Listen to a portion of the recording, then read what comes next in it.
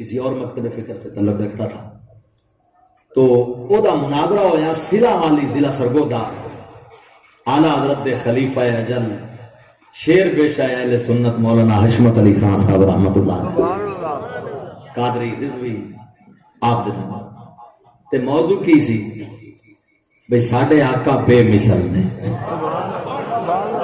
بے مثل بے مثل. ٹھیک ہے بھائی اے عنوان سی. او کہندے سن بھئی ساڑھے ورگے بشر نے, وہ مولوی صاحب کہندے سن ساڑھے ورگے بشر, تے مولانا حشمت علی خان صاحب دا موقع پہ حضور بے مثل.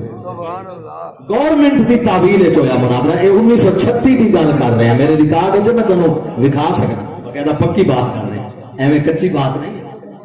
اچھا ہن اس گل تے گفتگو ہوئی, مناظرہ ہویا تے گورنمنٹ نے نا جی ایک سکھ جج نوں آکھیا بھئی تو جج بانا پڑھا لکھا بندہ ہے, انہاں دی گفتگو سن کے فیصلہ کر بھئی انہاں چوں تکڑا کیڑا ہے تے دلائل کی دے وزنی ہے.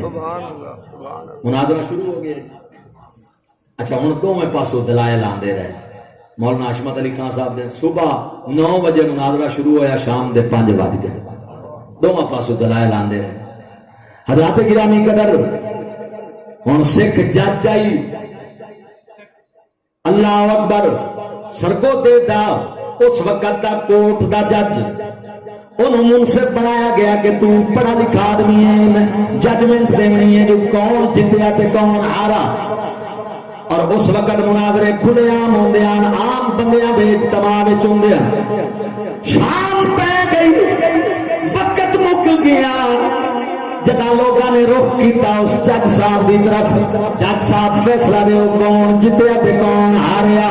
ہو سکا یار عربی فارسی میں جانتا ضرور ہوں لیکن میں عبور کوئی نہیں, میں کوئی عالم دین تا نہیں ہوں, اللہ اکبر, لیکن زبان دیا تک میں واقفیت ہے, میں دعا دے دلائل سنن, لیکن جڑے نتیجے پہ میں پہنچیا میرا نتیجہ ہے کہ حشمت علی خان سچا ہے اور ایدا موقف بھی سچا ہے تے جت بھی ہو گئے.